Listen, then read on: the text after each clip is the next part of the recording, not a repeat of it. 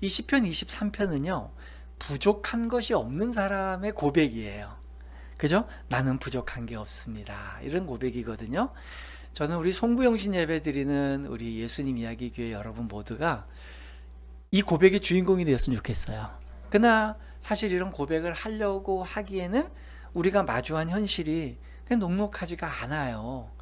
사실은 현실적으로는요, 부족한 게 계속 느껴지는 현실 속에 우리는 살고 있거든요. 그런 것들이 해결되면 어떻게 될까요? 정작 건강이 없었던 분이 건강해지면 뭐가 생각나요? 다른 게 또 생각나요. 건강이 있었더니 가족이 좀 좋았으면 좋겠고, 가족이 좋았더니 집이 있으면 좋겠고, 이게 계속 쳇바퀴 돌듯이 이거저거가 계속 되는 거죠. 그래서 더 좋은 거, 더 편안한 거, 더 내 마음에 맞는 거. 싸우지 않는 남편과 아내가 있더라도 어떤 게입니다. 어떤 생각이 들죠? 얘보다 조금 더 잘생기네. 얘보다 나를, 내 마음을 조금 더 잘 알아주는 애. 이런 게 이제 또 생각이 나는 게 인간인 것 같아요. 그러기에 부족한 것이 없습니다. 이 고백은요, 사실은 희망하는 고백이긴 하지만 부러운 고백이기도 해요. 그래서 우리의 현실을 살펴보면 살펴볼수록 진짜 저런 고백을 진짜 가슴 깊은 곳에서 이렇게 내뱉을 수 있으면 좋겠다. 우리 인생에 몇 번이나 그렇게 고백할 수 있을까? 저는 부러울 게 부족한 게 없습니다. 난 부족한 게 없습니다. 이런 걸. 그리고 얼마나 오랫동안 그걸 유지할 수 있을까? 며칠 동안, 몇 시간 동안, 몇 주간 동안 그게 유지될까? 그러니까 이 시인은요, 모든 인간들이 부러워하는 그 화제를 가지고 탁 던진 거예요. 얘들아, 난 부러운 게 없어. 그러니까 청자들이요, 딱 관심이 쫙 집중이 되는 거예요.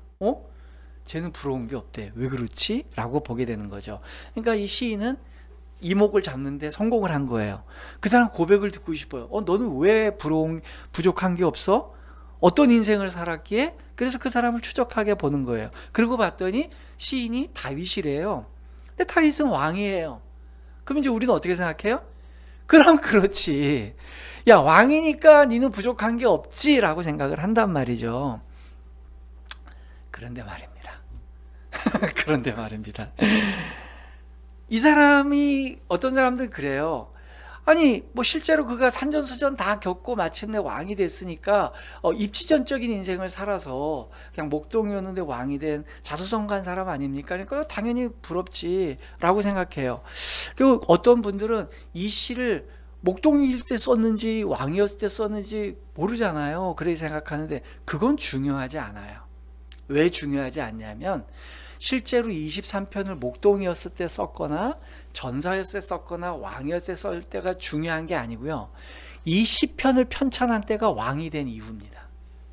그러니까 왕이 된 이후에 전 국민들에게 시편의 노래를 여러분들 들으십시오, 부르십시오 라고 편찬해서 알려준 게 왕이 된 이후예요. 그래서 다윗도 자기의 습작 속에 있던 많은 노래들과 자기 기억 속에 있던 노래들을 끄집어내서 백성들한테 반포한 거예요. 그러니까 이 시를 해석할 때 다윗이 왕이라는 신분을 배제하고 해석할 수 없는 거예요. 게다가 여러분, 이게 만약에 다윗이 왕이 안 되고 그냥 부모님한테도 인정 못 받고 막내로서 맨날 들판에 있었던 외로운 목동이 쓴 시라면 사람들이 이거 읽겠습니까? 관심 안 가져요. 누가 외로운 목동지기가 이렇게 끄적거리는 시겠지. 너는 그래 부러울 게 없겠다. 양들 속에 살아서 정신승리 대단하다. 이렇게 치부하면 끝나는 거예요. 근데 이 사람은 왕이에요. 그러니까 에이 그럼 그렇지. 근데 한 번 더 생각해 보면요. 왕이니까 직장 생활할 걱정 필요 없고 재산에 대한 걱정 필요 없고 집에 대한 걱정 필요 없고 그렇지 않을까? 과연 그럴까요? 우린 다윗의 인생을 알고 있어요. 다윗은요, 부족한 것 투성입니다. 일단 가장 중요한 게 사랑이잖아요. 다윗은 진정으로 여성의 사랑을 받아본 적이 없는 사람이에요. 여러 명의 부인을 이렇게 받아들였지만 그 마음에 깊이 들어와 있던 사람은 찾아보기가 어렵습니다. 그렇습니까? 또 그것만 그래요? 왕이 됐으면 그 절대 권력을 갖고 있어야 되는데 그 왕의 자리에서 쫓겨나서요, 야반도주를 해요. 쿠데타가 일어나서 도망을 해요. 그것도 아픈데요. 그 왕의 자리를 쫓겨나게 한 사람이 누구예요? 아들이에요. 자기 아들이 아버지를 몰아내고 왕이 됩니다.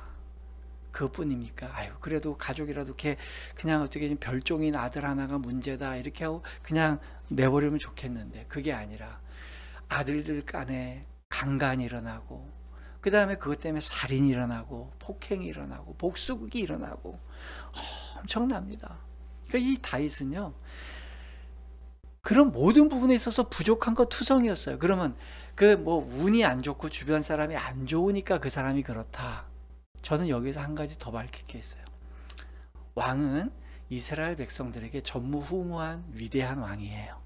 아주 좋은 뛰어난 왕, 우리나라의 세종대왕에 버금가는 왕인데, 전 여기서 하나 여러분들한테 좀 드리고 싶은 제 견해가 뭐냐면, 과연 다윗 왕이 리더로서 지도자 자격이 있었을까? 전 없었다고 봐요. 정치적 감각이나 사람을 쓰는 이런 어떤 정치술, 저는 별로 감각이 없었다고 봅니다.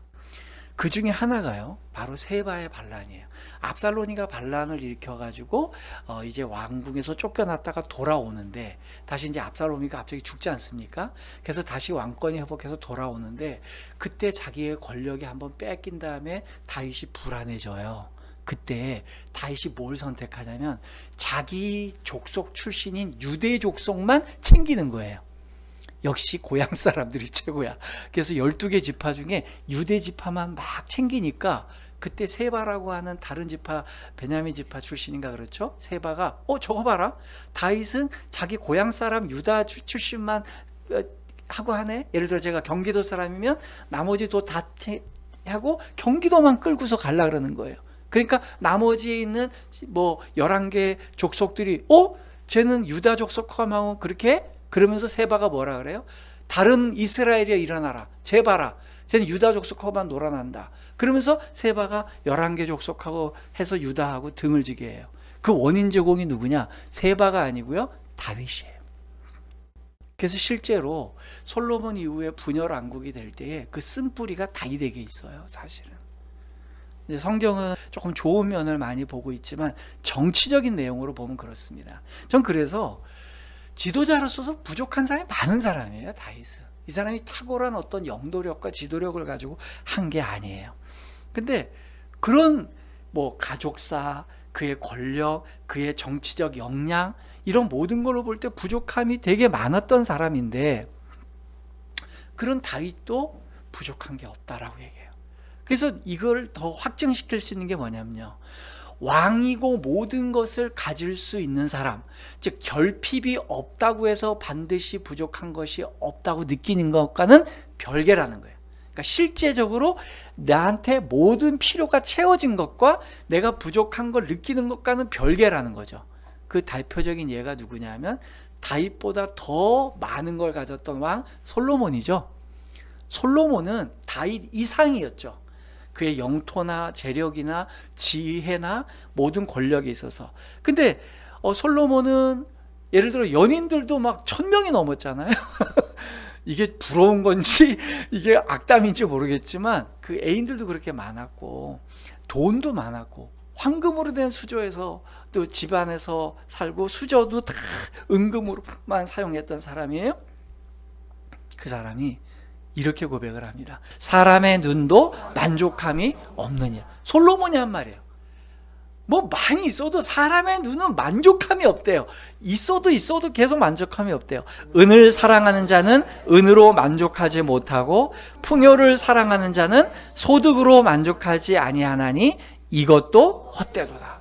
아니, 은이 있어도 은으로 만족을 못하고, 풍요로워도 재산이 많으면 많을수록 또 그 소득으로 만족을 못한대. 더 있어야 된대. 사람이 비록 100명의 자녀를 낳고 또 장수하여 사는 날이 많을지라도 그의 영혼은 그러한 행복으로 만족하지 못하고, 남들이 부러워하는 모든 걸 갖고 있는 솔로몬은 그의 평생에 나는 부족함이 없습니다라는 말 한 적이 없어요. 근데 솔로몬보다 약점이 더 많고 부족한 게 많았던 다윗은 나는 부족한 게 없습니다 라고 얘기해요. 이제 우리가 하나 첫 번째 알 게 있어요. 결핍이 있거나 실제로 부족한 게 채워진다고 내게 부족함이 없어지는 게 아니에요. 부족한 건 여전히 있어요. 그럼 뭐가 바뀌어야 될까요? 그게 아니고 자족하는 마음이 있어야 돼요. 네, 부족한 게 있더라도 우리가 자족할 수 있다. 왜 그러냐? 이 세상 자체가 부조리하고 불합리하고 부족한 세상이기 때문에 이 세상엔 절대로 100% 채워지지가 않습니다. 이 세상 자체가 불완전하고 부족하고 부조리하고 적은 완성될 수 없는 세상 속에 살고 있고 우리 자체가 그렇기 때문에 우리는 그 욕구와 욕망의 끝을 다할 수가 없어요. 그렇기 때문에 우리가 자족할 수 있는 방법은요, 뭘 채워서 자족하는 게 아니라 내 내면에서 자족하게 여기는 게 비법이에요. 어떤 환경에서든지 적응할 수 있는 능력을 갖게 되는 거예요. 돈도 그렇고요, 명예도 그렇고요, 직장도 그렇다고 봅니다. 자, 두 번째입니다. 하나님께서 내 목자이시면 난 부족한 게 없다. 즉 나는 하나님의 양의 인식을 갖고 살면 부족한 게 없다라고 얘기를 하죠. 요걸 우리가 그렇지라고 생각한 것보다 조금 더 우리가 구체적으로 들어가 볼 필요가 있어요. 저는 양만큼 부족한 게 많은 가축은 없다고 봐요. 가축은 기본적으로 자기를 보호할 수 있는 장치가 있어야 되거든요. 맹수로부터 살아남으려면 뭐 보호색이 있어서 어딜 숨을 수 있다든지, 아니면 빨리 사슴처럼 달려서 치타나 맹수들보다 더 빨리 다닐 수 있다든지, 아니면 뭐 물소나 이런 큰 등치의 초식동물들처럼 성체가 되면 나를 건드릴 수 없을 만큼의 큰 등치가 있든지, 아니면 뿔이 있어서 뿔이 날카로워서 사자도 잘못 목을 물라고 달려오다가 그 뿔에 받치면 죽을 수 있게 뿔이라도 있으면 좋겠는데 하나도 없어요. 거기에다가 시각이 뛰어나서 멀리 있는 맹수를 바라볼 수 있다든지 후각이나 청각이 발달하는 하나도 없습니다. 그런 게. 양의 종류에 따라서요, 뿔이 있는 양이 있긴 있어요. 근데 그 양의 뿌리는 꼭 말려 있어서 상대방한테 받칠 수가 없어요. 무거워서 더 못 뛰어, 오히려. 그래서 저는요, 진화론이 가짜고 창조론이 진짜인 증거 중에 하나가 전 양이라고 생각해요. 양은 자연계에 있는 동물 중에 제일 먼저 도태되고 멸종돼야 될 1순위입니다. 그렇잖아요. 양을 가만히 풀어놔 보세요. 저 세랑게티 초원에. 제일 먼저 잡히고 걔들 씨가 마를 거예요. 사자들이 걔부터 잡아먹죠. 근데 왜 오늘날 양은 멸종동물이 아닐까요? 이유는 하나입니다. 창조될 때부터 양은 목자와 같이 있었던 가축이었기 때문이에요. 그 증거를 성경은 명확하게 얘기하고 있어요.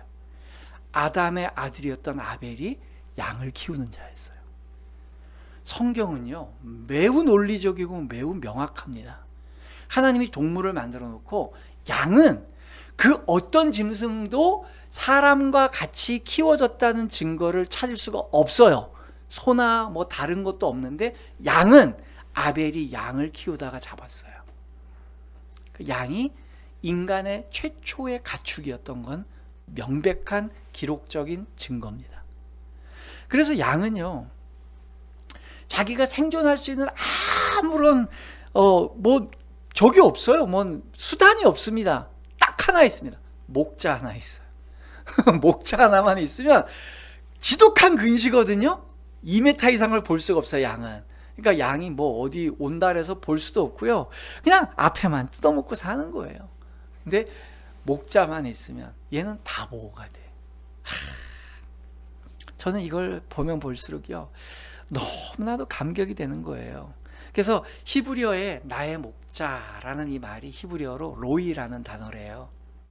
근데 이게 히브리어 라라는 단어에서 나온 단어인데 거기에 이제 1인칭 소유격에 이자를 붙여서 로이가 된 거죠. 이 뜻이 뭐냐? 이 나의 목자라는 말 안에 이미 먹이다, 돌보다, 양육하다, 다스리다, 관계를 맺다, 이런 의미가 들어있어요. 라라는 단어 속에. 그러니까 목자이고 양의 관계가 되면 그분이 우리를 먹이시고요, 그분이 우리를 돌보시고 양육하시고 통치하시고 마침내 우리와 관계를 맺어요. 네. 그래서 예수님의 비유 속에 보면 그 양이나 이런 것들은 성경의 비유, 구약시대 때 나단의 비유도 나오지만 내 가족처럼 딸처럼 아들처럼 이렇게 키우는 양이다. 그런 비유도 나오는 걸 보게 됩니다. 그래서 하나님과의 참된 관계가 형성되는 건 바로 양이 되는 거다. 하나님 앞에 내가 양이 되고 목자만 정확히 인식하고 있으면 우리의 인생은 편하다. 마지막 세 번째, 시인은요 부족함이 없다는 고백을요 자기 이름을 넣어서 고백했어요. 이게 무슨 뜻이냐면요, 충분히 히브리어 원문을 살려서 번역하면 이렇게 되는 거예요. 나 다윗은 노래한다. 여호와께서 나의 목자이시기 때문에 난 부족한 게 없다. 이 뜻이에요. 여러분 아는 시 중에 시인이 자기 이름 넣어서 시 쓴 거 본 적 있어요, 없어요? 근데 다윗은 글을 쓴다는 거예요. 이건 뭘 의미하죠? 가장 강력한 자기 확신이에요. 그리고 다른 사람들에게 초대하는 거예요. 그냥 여호와는 나의 목자시니 내게 부족함이 없으리라. 누구든지 자기 걸로 주어를 대입시켜서 읽으세요. 이게 아니고 내가 노래한다. 나 김상록이 노래한다. 내가 노래하는데 여호와가 목자시면 부족한 게 없어. 뭐예요? 사도 바울의 고백이 전 생각나요. 내가 예수 그리스도를 본받은 것처럼 너희도 나를 본받는 자가 되어라. 다윗이 그래 맞아, 내 부인 도망갔고 또 내 아들이 나를 반역했고 나는 정치 지도력도 없고 난 내 아들끼리도 나는 아들한테도 싫은 소리를 못하는 아주 그냥 그런 무능력한 아버지야. 그런데 나 다윗은 노래해.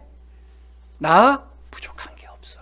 니들이 아무리 나한테 비난하고 뭐라 그래도 난 부족한 게 없어. 나처럼만 살아봐라 라는 고백이 여기 있는 거예요. 저는 우리가 이랬으면 좋겠어요.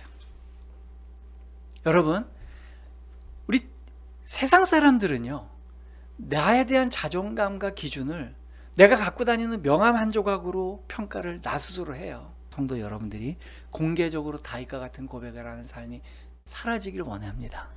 그래서 나 다윗은 부족한 게 없습니다 라고 고백한 것처럼 나 다윗은 노래해. 난 부족한 게 없어. 왜? 여호와께서 나의 목자시니까. 우리 매일 이 고백을 해요. 주님, 전 부족한 게 없어요. 주님이 저의 목자이신 한 전 부족한 게 없어요 라고 고백하는 게 여러분들의 삶이 되시기를 주님으로 부탁드립니다.